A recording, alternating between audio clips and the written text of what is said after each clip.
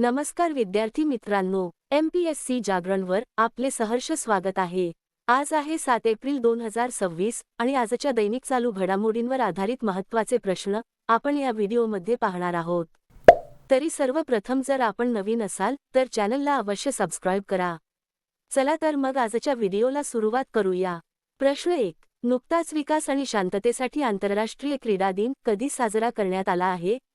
याचे अचूक उत्तर आहे पर्याय बी, 6 एप्रिल। स्पष्टीकरण: नुकताच 6 एप्रिल रोजी विकास आणि शांततेसाठी आंतरराष्ट्रीय क्रीडा दिन साजरा करण्यात आला आहे। मानवी हक्क, आरोग्य, सामाजिक समावेश आणि विकासाला चालना देण्यासाठी खेळाच्या सकारात्मक भूमिकेला मान्यता देणे हा या दिवसाचा मुख्य उद्देश आहे। संयुक्त राष्ट्र महासभेने 23 ऑगस्ट 2013 रोजी हा दिवस साजरा करण्याची घोषणा केली होती, त्यानंतर 2014 मध्ये तो पहिल्यांदा साजरा करण्यात आला। टीप: भारतात दरवर्षी ऑगस्ट 29 रोजी हॉकीचे दिग्गज खेळाडू मेजर ध्यानचंद यांच्या जयंतीनिमित्त राष्ट्रीय क्रीडा दिन साजरा केला जातो। प्रश्न 2. नुकतेच कोणत्या राज्य सरकारने एकात्मिक जमीन अभिलेख व्यवस्थापन आणि नोंदणीसाठी भूभारती पोर्टल लॉन्च केले आहे? याचे अचूक उत्तर आहे पर्याय सी, तेलंगणा। स्पष्टीकरण: नुकतेच तेलंगणा सरकारने एकात्मिक जमीन अभिलेख व्यवस्थापन आणि नोंदणीसाठी भूभारती पोर्टल लॉन्च केले आहे। या पोर्टलची मुख्य वैशिष्ट्ये आणि तपशील खालीलप्रमाणे आहेत। उद्देश: जमीन अभिलेख व्यवस्थापन सोपे, पारदर्शक आणि सुलभ बनवणे। लॉन्च तारीख: हे पोर्टल 14 एप्रिल 2025 रोजी डॉक्टर भीमराव आंबेडकर यांच्या जयंतीदिनी लॉन्च करण्यात आले होते। ठिकाण: याचे अधिकृत उद्घाटन हैदराबादमध्ये मुख्यमंत्री रेवंत रेड्डी यांच्या हस्ते करण्यात आले।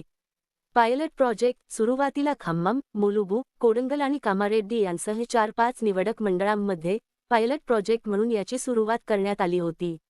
जुने पोर्टल: हे पोर्टल मागील धरणी पोर्टलची जागा घेईल।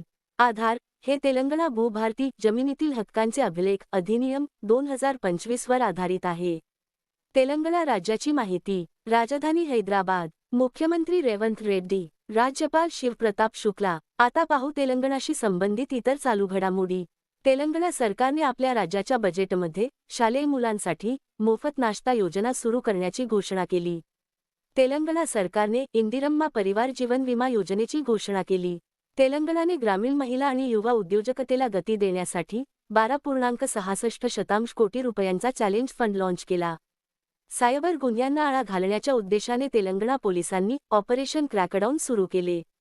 आशियातील सर्वात मोठा नागरी विमान वाहतूक कार्यक्रम विंग्ज इंडिया 2026 तेलंगणामध्ये आयोजित केला जाईल। आदिवासी वैद्यांसाठी भारताचा पहिला राष्ट्रीय क्षमता बांधणी कार्यक्रम हैदराबादमध्ये आयोजित करण्यात आला। प्रश्न 3. नुकतेच कोणत्या राज्य सरकारने पहिले जातीय सामाजिक आर्थिक सर्वेक्षण सुरू केले आहे? याचे अचूक उत्तर आहे पर्याय बी, पंजाब। स्पष्टीकरण: नुकतेच पंजाब राज्य सरकारने आपले पहिले जातीय सामाजिक आर्थिक सर्वेक्षण सुरू केले आहे। उद्देश: सर्व समुदायांच्या जीवनमानाचे आकलन करणे आणि निष्पक्ष व लक्षित धोरण निर्मिती सुनिश्चित करणे। बजेट आणि कर्मचारी या व्यापक सर्वेक्षणासाठी 250 कोटी रुपयांचा निधी मंजूर करण्यात आला असून माहिती संकलित करण्यासाठी 28,000 गणक तैनात करण्यात आले आहेत। पंजाब राज्याची माहिती: राजधानी चंदीगड, मुख्यमंत्री भगवंत मान, राज्यपाल गुलाबचंद कटारिया। आता पाहू पंजाबशी संबंधित इतर चालू घडामोडी। पंजाब मंत्रिमंडळाने मुख्यमंत्री मावाधिया सत्कार योजनेला मंजुरी दिली। जागतिक बँकेच्या सहकार्याने शालेय शिक्षणात सुधारणा करण्यासाठी पंजाबने शिक्षा क्रांती 2.0 उपक्रम सुरू केला। पंजाब सरकारने मेरी रसोई योजना सुरू केली। पंजाब स्टेट पॉवर कॉर्पोरेशन लिमिटेडच्या संचालकपदी हर्षरन कौर यांची नियुक्ती करण्यात आली। पंजाबमधील आदमपूर विमानतळाचे नाव बदलून श्री गुरु रविदास महाराज जी विमानतळ असे करण्यात आले। मोफत कॅशलेस आरोग्य सेवा प्रदान करण्यासाठी पंजाबमध्ये मुख्यमंत्री सेहत योजना सुरू करण्यात आली। पंजाबमधील पहिली डॉग सँक्च्युअरी लुधियानामध्ये सुरू झाली। पंजाबी गायक काका याने महिलांच्या सुरक्षेसाठी फ्रेंडो ॲप लॉन्च केले। प्रश्न 4. नुकतेच कोणत्या कंपनीचे अध्यक्ष अमरेंदु प्रकाश यांनी राजीनामा दिला आहे? याचे अचूक उत्तर आहे पर्याय सी, सेल। स्पष्टीकरण: अमरेंदु प्रकाश यांनी steel authority of India limited SAIL च्या अध्यक्ष आणि व्यवस्थापकीय संचालक पदाचा राजीनामा दिला आहे। त्यानंतर कृष्ण कुमार सिंह यांची या सार्वजनिक क्षेत्रातील उपक्रमाचे अंतरिम प्रमुख म्हणून नियुक्ती करण्यात आली आहे। प्रश्न 5. नुकतीच 16वी हॉकी इंडिया सब ज्युनियर पुरुष राष्ट्रीय चॅम्पियनशिप कोणत्या शहरात आयोजित केली जात आहे? याचे अचूक उत्तर आहे पर्याय डी. राजगीर. स्पष्टीकरण. 16वी हॉकी इंडिया सब ज्युनियर पुरुष राष्ट्रीय चॅम्पियनशिप 2026 चे आयोजन बिहारमधील राजगीर येथे केले जात आहे. ही स्पर्धा 1 ते 12 एप्रिल 2026 या कालावधीत राजगीर हॉकी स्टेडियम क्रीडा संकुल मध्ये आयोजित केली जात आहे. यामध्ये देशभरातील 30 संघ सहभागी होत आहेत, ज्यामुळे हा एक प्रमुख हॉकी क्रीडा सोहळा ठरला आहे. प्रश्न 6. नुकतीच कोण इंग्लंडची अव्वल क्रमांकाची महिला बुद्धिबळ खेळाडू बनली आहे? याचे अचूक उत्तर आहे पर्याय बी. बोधना शिवनंदन. स्पष्टीकरण. नुकतीच भारतीय वंशाची 11 वर्षीय बुद्धिबळ खेळाडू बोधना शिवनंदन इंग्लंडची अव्वल क्रमांकाची महिला बुद्धिबळ खेळाडू बनली आहे. विक्रम. तिने 4 वेळा ब्रिटिश महिला चॅम्पियन ठरलेल्या लॅन यावला मागे टाकून हे अव्वल स्थान पटकावले आहे. जागतिक रँकिंग. जगातील पहिल्या 100 महिला बुद्धिबळ खेळाडूंमध्ये स्थान मिळवणारी ती सर्वात तरुण खेळाडूंपैकी एक बनली आहे आणि सध्या ती 72व्या स्थानावर आहे. प्रश्न 7. नुकतेच आपल्या पर्यावरणीय पुनरुज्जीवनामुळे चर्चेत राहिलेले सुखना वन्यजीव अभयारण्य कोठे स्थित आहे? याचे अचूक उत्तर आहे पर्याय सी. चंदीगड. स्पष्टीकरण. नुकतेच आपल्या पर्यावरणीय पुनरुज्जीवनामुळे आणि इकोसेन्सिटिव्ह झोनमुळे चर्चेत राहिलेले सुखना वन्यजीव अभयारण्य चंदीगडमध्ये स्थित आहे. हे प्रसिद्ध सुखना तलावाजवळ शिवालिक टेकड्यांच्या पायथ्याशी वसलेले असून त्याचे प्रशासकीय नियंत्रण चंदीगड केंद्रशासित प्रदेशाकडे आहे. प्रश्न 8. नुकतेच कोणाद्वारे लिखित सब पर राम तपस्वी राजा या पुस्तकाचे प्रकाशन करण्यात आले आहे? याचे अचूक उत्तर आहे पर्याय सी. आशुतोष अग्निहोत्री. स्पष्टीकरण. नुकतेच पर्यावरण, वन आणि हवामान बदल मंत्रालयाचे अतिरिक्त सचिव आशुतोष अग्निहोत्री यांनी लिहिलेल्या सब पर राम तपस्वी राजा या पुस्तकाचे प्रकाशन करण्यात आले आहे. या पुस्तकाचे प्रकाशन मणिपूरचे राज्यपाल अजय कुमार भल्ला यांनी नवी दिल्ली येथे केले. हे पुस्तक रामायणातील पात्रांचा वेध घेते आणि त्यांचे अनुभव काव्यमय व संवादात्मक शैलीत मांडते. आता पाहू इतर महत्त्वाची पुस्तके. करुणा द पॉवर ऑफ कंपेन्शन नावाचे पुस्तक कैलाश सत्यार्थी यांनी लिहिले आहे.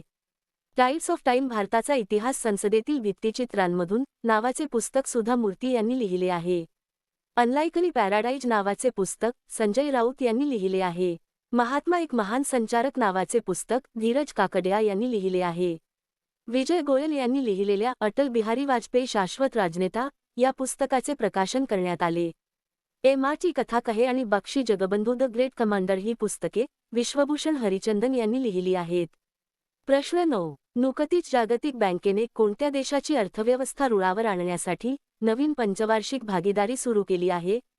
याचे अचूक उत्तर आहे पर्याय बी. श्रीलंका. स्पष्टीकरण. नुकतीच श्रीलंकेची अर्थव्यवस्था रुळावर आणण्यासाठी मदत करणे आणि खाजगी गुंतवणुकीला चालना देण्याच्या उद्देशाने जागतिक बँकेने नवीन पंचवार्षिक भागीदारी सुरू केली आहे. आर्थिक सहाय्य. जागतिक बँक आंतरराष्ट्रीय वित्त महामंडळच्या माध्यमातून 5 वर्षात $1 अब्ज अधिक गुंतवणूक उभी करेल आणि पुढील 3 वर्षांत $1 पर्यंतचे कमी व्याजाचे कर्ज उपलब्ध करून देईल. श्रीलंका देशाची माहिती. राजधानी कोलंबो. चलन श्रीलंकन रुपया. पंतप्रधान हरिनी अमरसूर्या. राष्ट्रपती अनुराग कुमारा दिसानायके. आता पाहू श्रीलंकेशी संबंधित इतर चालू घडामोडी. श्रीलंकेमध्ये भारताच्या मदतीने बांधलेल्या 240 फूट लांब बेली ब्रिजचे उद्घाटन करण्यात आले. भारतीय सैन्याने ऑपरेशन सागर बंधू अंतर्गत श्रीलंकेत मोठा पूल प्रकल्प सुरू केला.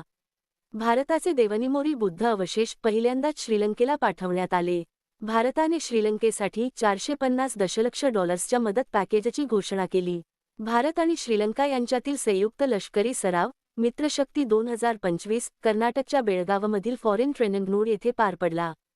भारताद्वारे अर्थसहाय्यित बहुवांशिक त्रिभाषिक शाळेचे उद्घाटन श्रीलंकेत करण्यात आले. प्रश्न 10. नुकतेच नमो ड्रोन दीदी योजनेअंतर्गत कोणत्या राज्यात सर्वाधिक महिला बचत गटांना ड्रोन पायलट म्हणून प्रशिक्षित करण्यात आले आहे? याचे अचूक उत्तर आहे पर्याय ए. कर्नाटक. स्पष्टीकरण. नमो ड्रोन दीदी योजनेअंतर्गत कर्नाटकमध्ये सर्वाधिक महिला स्वयंसहाय्यता गटांना ड्रोन पायलट म्हणून प्रशिक्षित करण्यात आले आहे. 4 एप्रिल 2026 पर्यंतच्या ताज्या आकडेवारीनुसार कर्नाटक या योजनेच्या अंमलबजावणीत अव्वल स्थानी आहे. त्यानंतर उत्तर प्रदेश, आंध्र प्रदेश आणि हरियाणाचा क्रमांक लागतो. कर्नाटक राज्याची माहिती. राजधानी बेंगळुरू. मुख्यमंत्री सिद्धरामय्या. राज्यपाल थावरचंद गेहलोत. आता पाहू कर्नाटकशी संबंधित इतर चालू घडामोडी. निक्टिबॅट्राचस काली नावाच्या बेडकाच्या नवीन प्रजातीचा शोध कर्नाटकात लागला. कर्नाटक सरकारने विद्यार्थ्यांना इंटरनेटच्या व्यसनापासून वाचवण्यासाठी नवीन डिजिटल धोरण सादर केले. एकात्म मानव दर्शन भारताचा जागतिक दृष्टिकोन या विषयावरील आंतरराष्ट्रीय शैक्षणिक परिषदेचे उद्घाटन मैसूरमध्ये झाले. दृष्टिहीनांना प्रवासात मदत करणाऱ्या ध्वनिस्पंदन या नाविन्यपूर्ण प्रयोगासाठी कर्नाटक सरकारला राष्ट्रीय पुरस्काराने सन्मानित करण्यात आले. कर्नाटक सरकारने 16 वर्षांखालील मुलांसाठी सोशल मीडिया वापरावर बंदी घालण्याचा निर्णय घेतला. IBMने भारतातील पहिले इन्फ्रास्ट्रक्चर इनोव्हेशन सेंटर बेंगळुरूमध्ये लॉन्च केले. प्रश्न 11. नुकतीच नासाच्या चांद्र मोहिमेचा आर्टेमिस 2 भाग बनलेली महिला अंतराळवीर कोण आहे? याचे अचूक उत्तर आहे पर्याय सी. Christina coach. स्पष्टीकरण. नासाच्या ऐतिहासिक आर्टेमिस 2 चांद्र मोहिमेचा भाग बनलेली एकमेव महिला अंतराळवीर क्रिस्टिना कोच आहे. चंद्राच्या कक्षेत जाणारी ती पहिली महिला ठरून इतिहास रचणार आहे. ती या 10 दिवसांच्या मोहिमेत मिशन स्पेशालिस्ट म्हणून ओरियन अंतराळ यानातून प्रवास करत आहे. प्रश्न 12. नुकतेच कोणी SAFF अंडर-20 चॅम्पियनशिप 2026 चे विजेतेपद पटकावले आहे? याचे अचूक उत्तर आहे पर्याय बी. बांगलादेश. स्पष्टीकरण. नुकतेच बांगलादेशने SAFF अंडर-20 चॅम्पियनशिप 2026 चे विजेतेपद पटकावले आहे. या स्पर्धेशी संबंधित मुख्य गोष्टी खालीलप्रमाणे आहेत. अंतिम सामना बांगलादेशने 3 एप्रिल 2026 रोजी मालदीव येथे खेळल्या गेलेल्या अंतिम सामन्यात भारताचा पेनल्टी शूटआउटमध्ये 4-3 असा पराभव केला. सामन्याचा निकाल निर्धारित वेळेपर्यंत दोन्ही संघ 0-0 असे बरोबरीत होते. त्यानंतर पेनल्टी शूटआउटद्वारे विजेता ठरवण्यात आला. बांगलादेशचे दुसरे विजेतेपद. बांगलादेशचे हे दुसरे SAFF अंडर-20 चॅम्पियनशिप विजेतेपद आहे. बांगलादेश देशाची माहिती. राजधानी ढाका. चलन बांगलादेशी टका. पंतप्रधान तारिक रहमान. आता पाहू बांगलादेशशी संबंधित इतर चालू घडामोडी. मार्च 26 रोजी बांगलादेशचा स्वातंत्र्य दिन साजरा करण्यात आला. बांगलादेश संयुक्त राष्ट्र जल परिषदेत सहभागी होणारा पहिला दक्षिण आशियाई देश बनला. बांगलादेशच्या प्रसिद्ध लोकगायिका फरीदा परवीन यांचे निधन झाले. बांगलादेशने 8 ऑगस्ट हा नवीन बांगलादेश दिन म्हणून घोषित केला. असद आलम सेयाम यांची बांगलादेशचे परराष्ट्र सचिव म्हणून नियुक्ती करण्यात आली. भारताने बांगलादेशातून तयार कपडे आणि प्रक्रिया केलेले अन्नपदार्थ यांसारख्या काही वस्तूच्या आयातीवर निर्बंध घातले. आता मागील व्हिडिओतील प्रश्न. नुकताच कोणी माहिती आणि प्रसारण मंत्रालयाचे सचिव म्हणून पदभार स्वीकारला आहे? याचे अचूक उत्तर आहे चंचल कुमार. आता पाहू अत्यंत महत्त्वाचे सराव प्रश्न. हरियाणा पोलिसांनी नागरिकांच्या सुरक्षेसाठी अभेद्य ॲप्लिकेशन लॉन्च केले. इराणने जानफदा मोहीम सुरू केली. बालेंद्र शाह नेपाळचे सर्वात तरुण पंतप्रधान बनले. माल्टा हा देश 2027च्या राष्ट्रकुल युवा खेळांचे यजमानपद भूषवणार आहे. नेपाळ सरकारने इयत्ता 5वी पर्यंतच्या मुलांसाठी सर्व पारंपरिक परीक्षा रद्द केल्या. रॉयल चॅलेंजर्स बेंगळुरू IPL इतिहासातील सर्वात महागडी टीम बनली आहे. लखपती बिटिया योजना दिल्लीत सुरू करण्यात आली. UCC विधेयक मंजूर करणारे दुसरे राज्य गुजरात ठरले आहे. भारत चीनला मागे टाकून अमेरिकेला कापूस उत्पादनांचा सर्वात मोठा निर्यातदार बनला आहे. मॅट ब्रिटिन यांची BBCचे नवीन डायरेक्टर जनरल म्हणून नियुक्ती करण्यात आली आहे.